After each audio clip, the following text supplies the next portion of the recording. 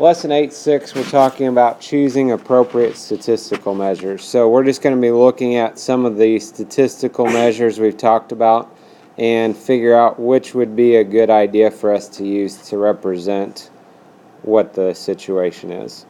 So on page 487, we look at the solve and discuss it. Prices in dollars of athletic shoes in one store are shown below. Does the mean, median, or mode best describe the typical price for shoes at the store? So if we look at the prices of the shoes there, what I did here is just put those numbers in order. Put them in order so we can find the median in a minute. So if we look at this, finding the mean, we're going to add those numbers together. When you add them together, you should get $455. So 455, we have 7 pairs of shoes here. Presumably we get the other one and not just the one on the shelf. So 455 divided by 7 comes out to be 65. So $65 would be our mean. The median is going to be in the middle. Notice we had 7 numbers. That's why I did mean first, because I can see what number I divided by. That's how many shoes I have. So if you just look right in the middle there, the median is going to be $60.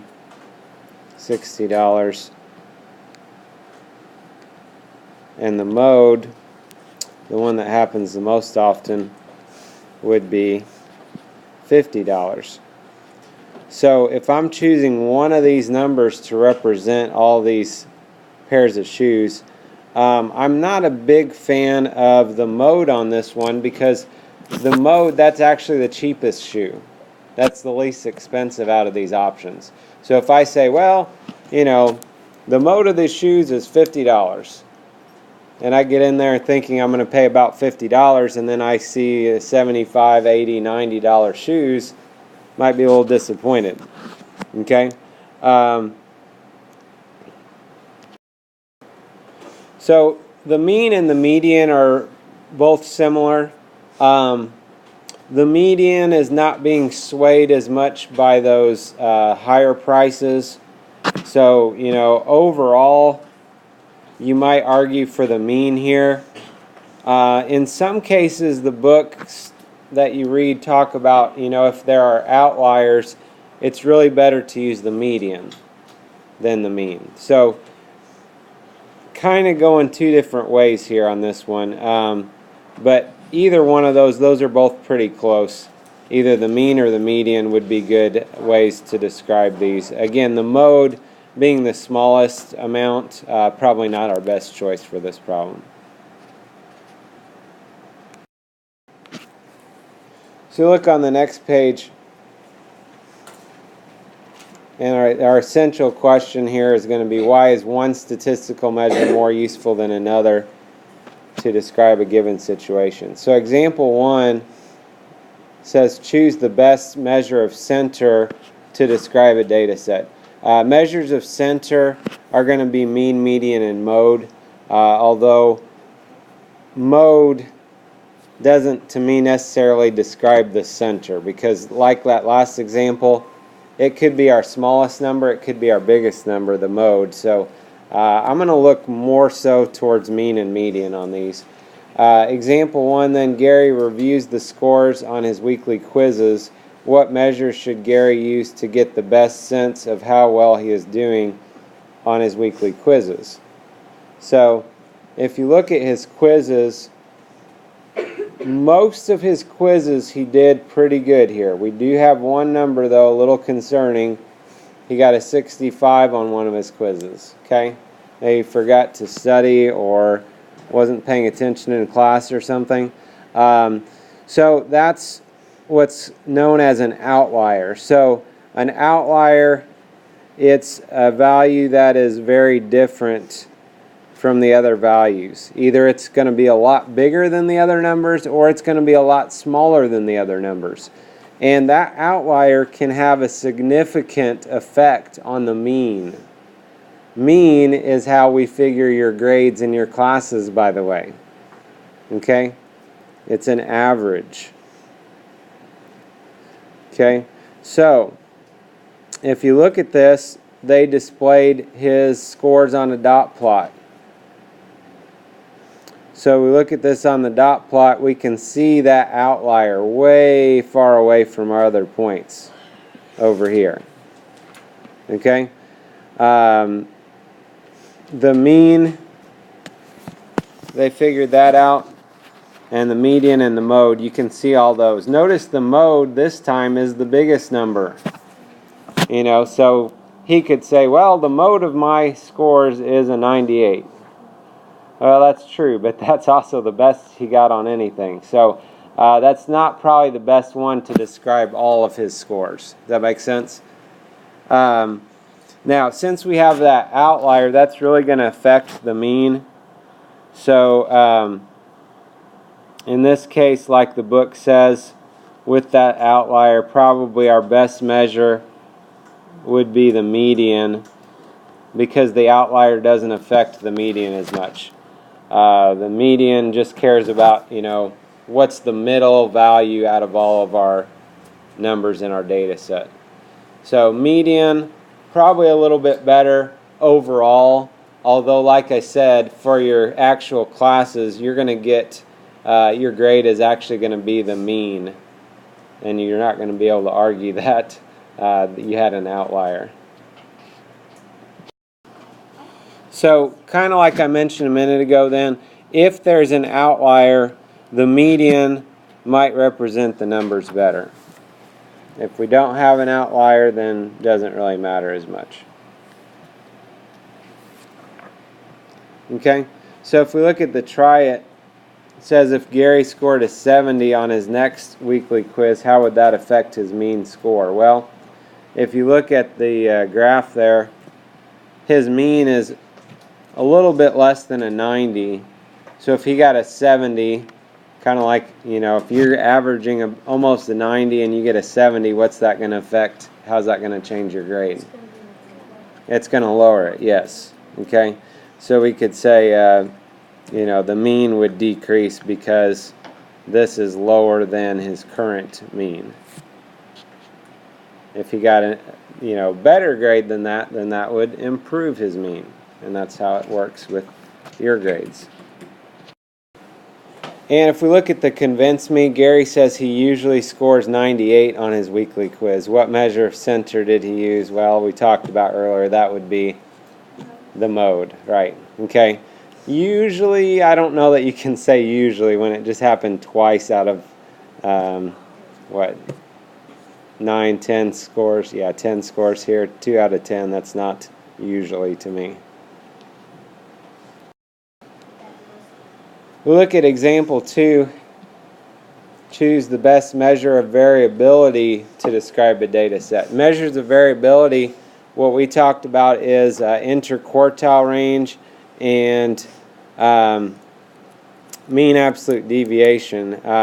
Mean absolute deviation, we actually kind of skipped over that for the most part here. So here's how this is going to work. Our measures of variability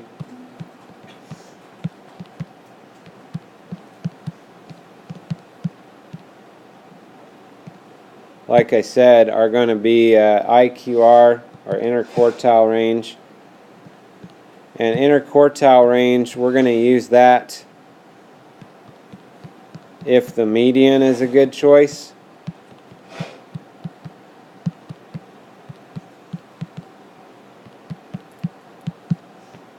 Okay, because interquartile range is kind of looking at that middle 50%. And like I said, mean absolute deviation, we didn't really talk about much here, but we're going to use that if the mean is a good choice. So basically, if you just remember that mean absolute deviation, okay, MAD, MAD, it's mean absolute deviation. We're going to use if the mean is a good choice. Interquartile range, like I said, will be used if the median is a good choice. So if we look at this on example 2, John and Yoshi are computer lab partners. During a spreadsheet project, they decide to enter their French quiz scores on their shared tablet. Choose a measure of variability and use it to describe John's quiz scores. So John's quiz scores, if you look here, he also has an outlier. Okay? That first quiz, he was not prepared, got a 65. He kind of did pretty good after that for the most part. So because of that outlier, the median is going to be a better choice than the mean. Okay, again, we can't argue that for how our grade's going to get figured, but overall, if we're wanting to look about how did he do on these quizzes, with that outlier, median is going to be the best choice, so we are going to use the IQR, interquartile range. And like the book says here, as I mentioned a minute ago, use the IQR when the median is the appropriate measure of center. Okay? Now for Yoshi's quiz scores, if we think about that, just to mention, Yoshi's quiz scores were all about the same.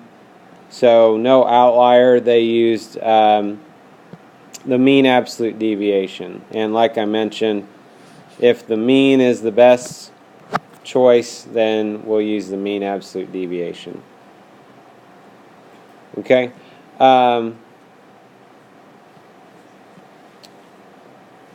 So the try it, we're going to skip that. Again, we're not going to be calculating the mean absolute deviation here. So we look at the key concept. Like we've talked about here in the lesson, the mean is a good choice when the data are clustered together if we don't have any outliers. The median, when we have an outlier, the median might be a best overall number. And then if we use the mean, then mean absolute deviation for variability. If we use the median, we can use the interquartile range for variability. And the mode, here's a case for the mode the book will mention that I will agree with. If the data is not numeric or doesn't fall in intervals, so if I say, what is your favorite color? We can't find a mean or a median for colors necessarily. I mean, I guess you could come up with some kind of a color spectrum thing and assign values to certain colors along the spectrum, but otherwise, really what was the most popular answer, that's going to be the best way of maybe classifying the favorite color options there. Okay, so here's some examples. This one that had an outlier on it. So with the outlier, it's probably going to be best to do the median. And then also the mode could work here since it happens to be in the middle. But median or IQR, just depending if we're talking about measure of center or variability. Median for a measure of center, IQR for variability. And then on this example, if you'll notice on this one, we've got a pretty tight cluster on the middle 50% here. So IQR and median, once again, would be a good choice on that example.